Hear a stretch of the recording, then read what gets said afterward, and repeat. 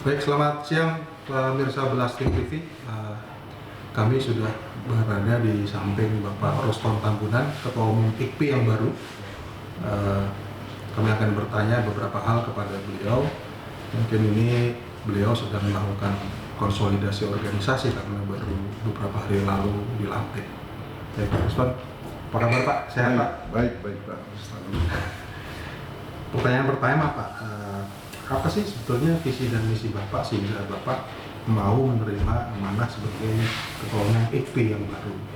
Bapak pengen gimana sih? IKPI mau diapain sih? Baik, terima kasih Pak Bastanul. Jadi ya, konstitusi kita memang mengatakan bahwa kalau Ketua Umum berhalangan, Wakil Ketua Umum akan menggantikan. Nah, sebagai Ketua Umum yang baru tentu saya penanggung jawab program sekarang. Program kerja IKP itu yang menanggung jawab itu secara konstitusi adalah, atau negara rumah tangga kita adalah saya sendiri. Nah, tentu saya akan membawa sesuatu yang lebih baik lah ya dalam benak saya dalam segala hal.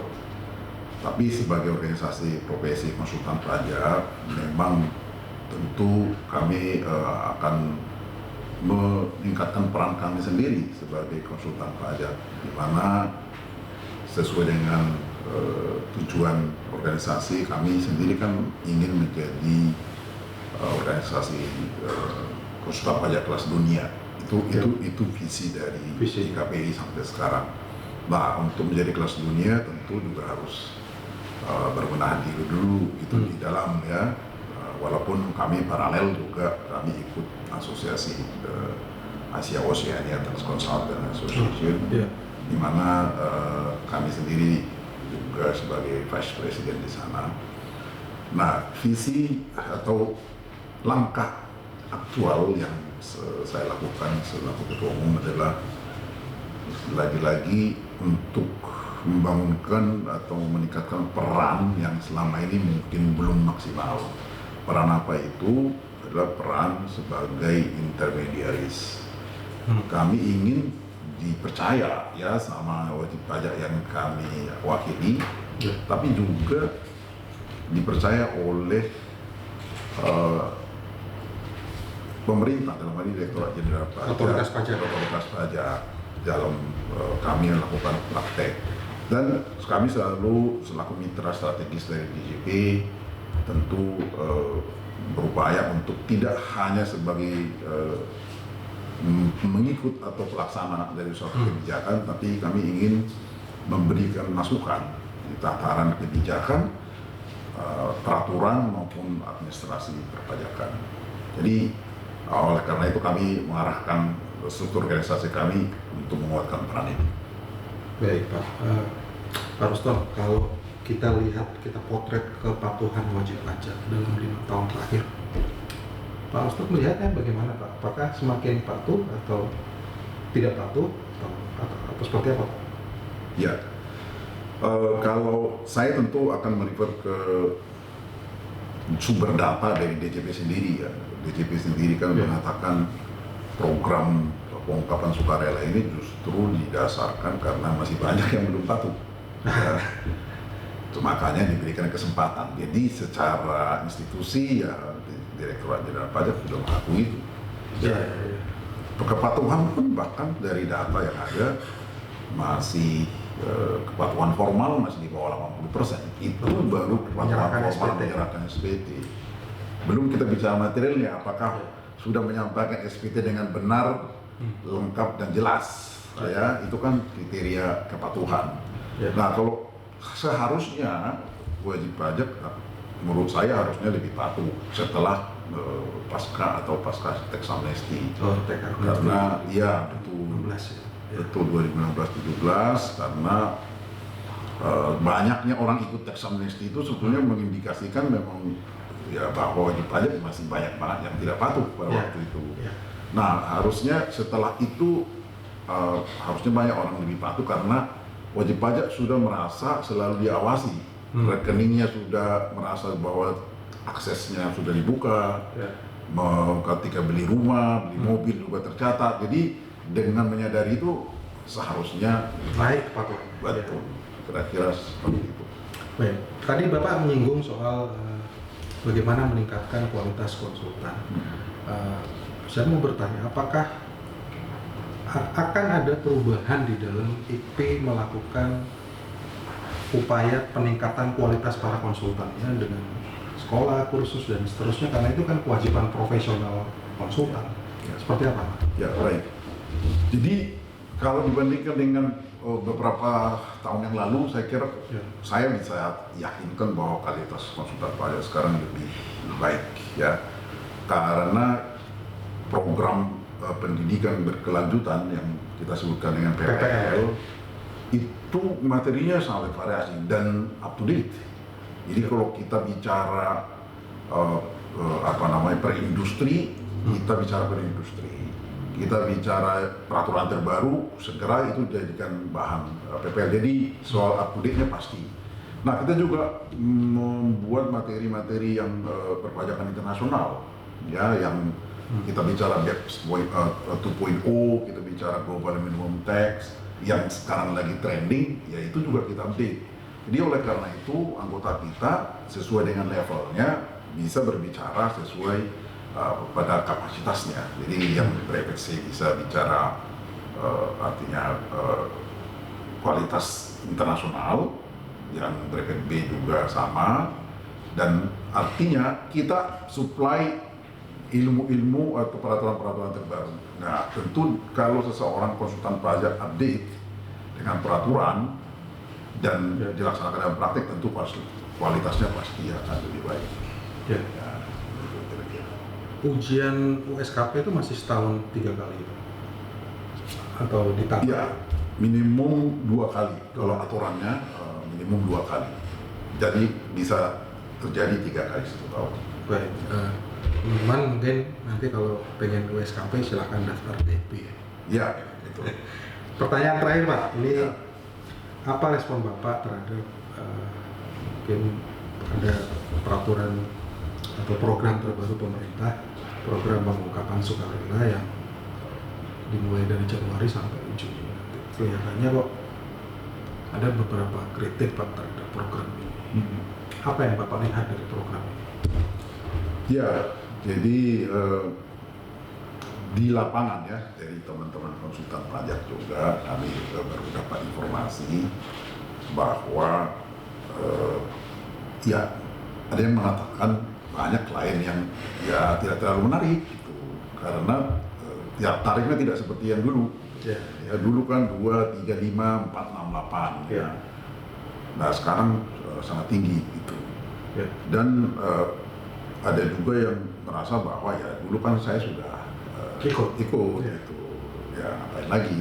Jadi banyak memang berkurangnya itu bisa juga karena memang sudah patuh, ya banyak yang patuh. Walaupun artinya ya tetap diberikan kesempatan lah, ya oleh pemerintah. Dan kesempatan ini bagi yang tidak patuh menurut saya memang sangat disayangkan kalau nggak ikut gitu, karena manfaatnya jelas, tarifnya lebih rendah, sanksinya tidak dikenakan, dan ya tidak akan diterbitkan SKP kecuali kurang mengungkap harta. Saya merasa bahwa pemerintah benar-benar itu memberikan kesempatan, karena pajak penghasilan kan dikenakan dari penghasilan sebenarnya. Yeah. Penghasilan itu adalah yang selama ini kita peroleh dari usaha, dari gaji. Kemudian penghasilan itu digunakan untuk konsumsi sama pertambahan harta, bisa beli rumah, bisa beli atau nabung. Pemerintah sekarang membasisnya itu di program ini bukan penghasilan, tapi harta. Itu pun harta yang tersisa. Jadi kalau seseorang mempunyai penghasilan 1 miliar gitu, terus dia tidak lapor, dia pakai jalan-jalan ke luar negeri, sisa tinggal 10 juta. Pemerintah hanya minta 10 juta itu yang masih ada di Desember 2020 itu laporkan deh. Betul. Itu kan luar biasa. Jadi bagi yang tidak patuh, memang ini sayang kalau tidak dimanfaatkan. Ya, apalagi dia tidak digunakan untuk pendidikan pidana perpajakan. Tapi bagi yang patuh, memang ya tentu ini ya saya udah patuh, ya kenapa saya perlu pikirkan itu gitu. Jadi saya kira kalaupun ada komplain itu paling mungkin ada juga yang mengatakan bahwa bagaimana ya di peraturan itu ada yang mengatakan kalau dulu tidak ikut kebijakan satu itu adalah hanya untuk peserta TA. Ya. Di peraturan PMK-nya jelas begitu, di undang-undang jelas begitu. Tapi kok ada FAQ mengatakan bahwa boleh kok kalau misalnya mau gitu. Ini di lapangan bervariasi. Ya. Itu membuat orang juga Bingung. dasar hukumnya apa nih? Kalau saya misalnya nggak mau syarat nanti surat keterangannya batal. Terus cari-cari. Nah itu membuat bingung. Ya, jadi banyak orang mungkin masih terganjal dengan itu. Itu yang informasi yang Bapak dapatkan dari lapangan gitu ya? Iya, betul. Itu kita dapat dari lapangan dan itu membuat memang orang jadi ada yang pengen ikut TA yang dulu tidak ikut, dia tetap ragu dengan itu, apa serius nggak sih orang itu katanya alumni TA tapi ternyata alumni juga boleh ikut, nanti ikut tahu-tahu merasa jebak atau apa, itu di lapangan juga terjadi. Baik, satu lagi Pak pertanyaan mungkin buat teman-teman juga, yang Bapak ini menjabat Ketua Umum IP saat Undang-Undang HPP sudah disahkan, dan undang-undang ini menandai perubahan lanskap perpajakan kita, termasuk terkait dengan perkembangan lanskap perpajakan internasional. Tentu kan situasinya berbeda dibanding dulu Pak. Undang-undang HPP ini mempunyai konsekuensi perpajakan yang cukup panjang, bahkan ada jenis pajak baru seperti pajak karbon, kemudian ada kenaikan PPN, dan itu semua adalah medan yang akan Bapak hadapi. Ya, betul. Apa respons Bapak terhadap situasi ini Pak? Ya, kalau pengaruh dari perpajakan atau perubahan landscape itu sebetulnya bahkan sebelum undang-undang HPP ya. Sejak undang-undang Cipta Kerja itu yang paling banyak merubah landscape perpajakan.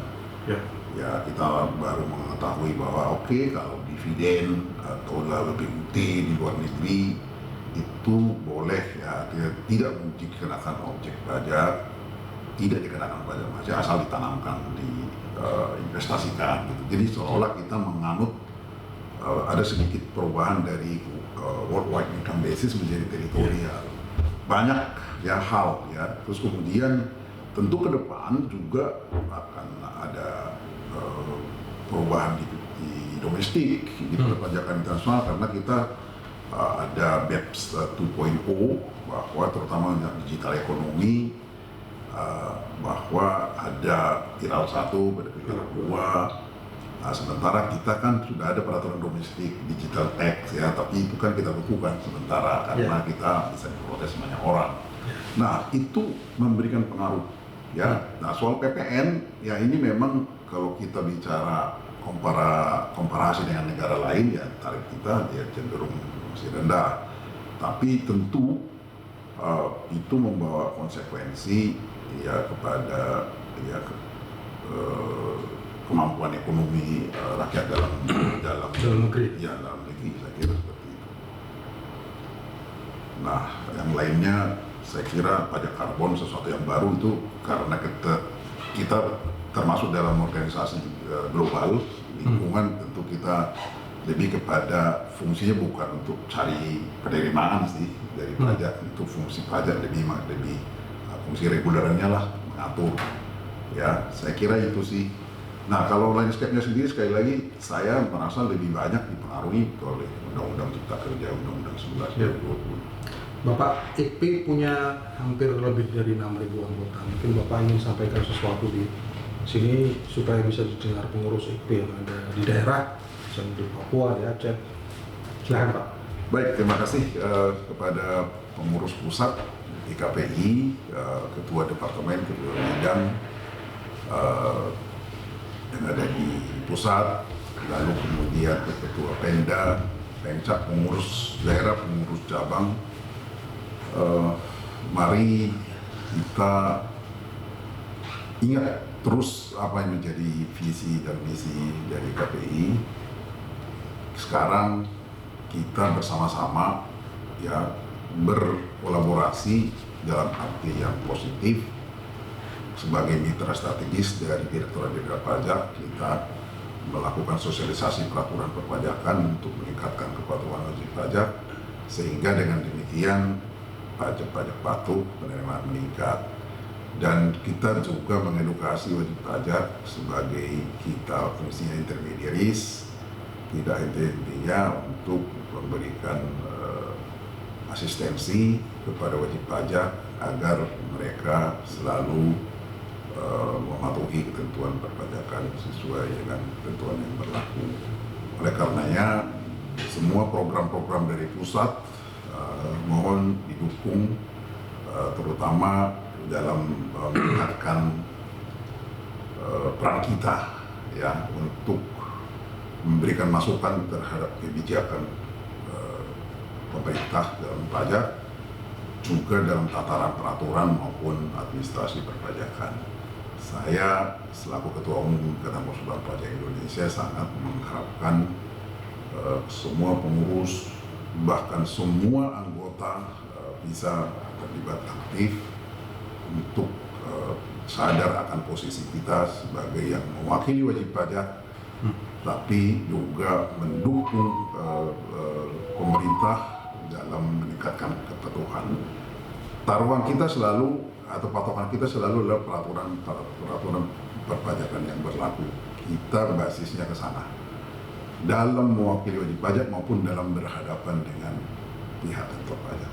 Saya kira itu pesan saya. Terima kasih. Baik Pak, baik pemirsa Blasting TV, itu wawancara kami dengan Bapak Ruston Tambunan, Ketua Umum IKP sampai 2022 sampai 2024 ya Pak. Ya, betul. Terima kasih Pak Ruston.